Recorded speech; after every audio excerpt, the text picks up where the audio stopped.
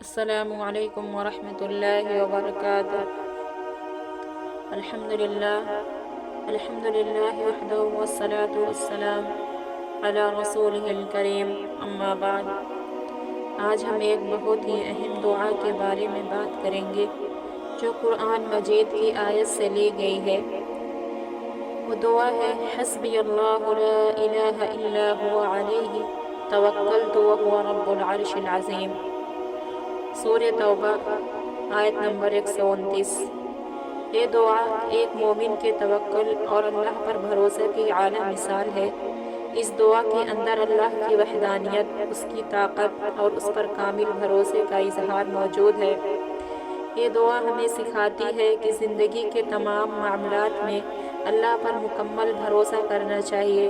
انسان کو اپنے تمام خوف اور مسائل کو اللہ کے سپرد کر دینا چاہیے، کیونکہ وہی عرش عظیم کا رب ہے اور سب کچھ اس کے اختیار میں ہے۔ حضرت ابن عباس رضی اللہ عنہ سے روایت ہے کہ رسول اللہ صلی اللہ علیہ وسلم نے فرمایا، جو شخص اس دعا کو 7 مرتبہ صبح اور شام پڑھے، اللہ تعالیٰ اسے ہر پریشانی اور دکھ سے نجات عطا فرمائے گا۔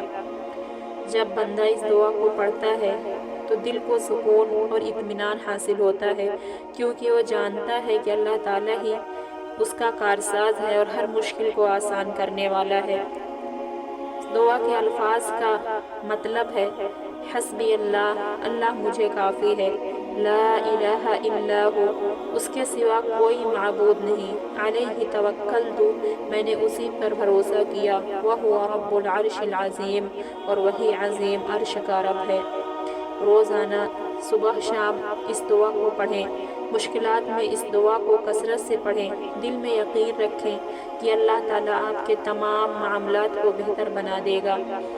آخر میں ہمیں اپنی زندگی کے ہر معاملے میں اللہ پر توکل کرنا چاہیے اور اس دعا کو اپنی زبان اور دل سے ہمیشہ جاری رکھنا چاہیے۔ والسلام علیکم ورحمۃ اللہ وبرکاتہ۔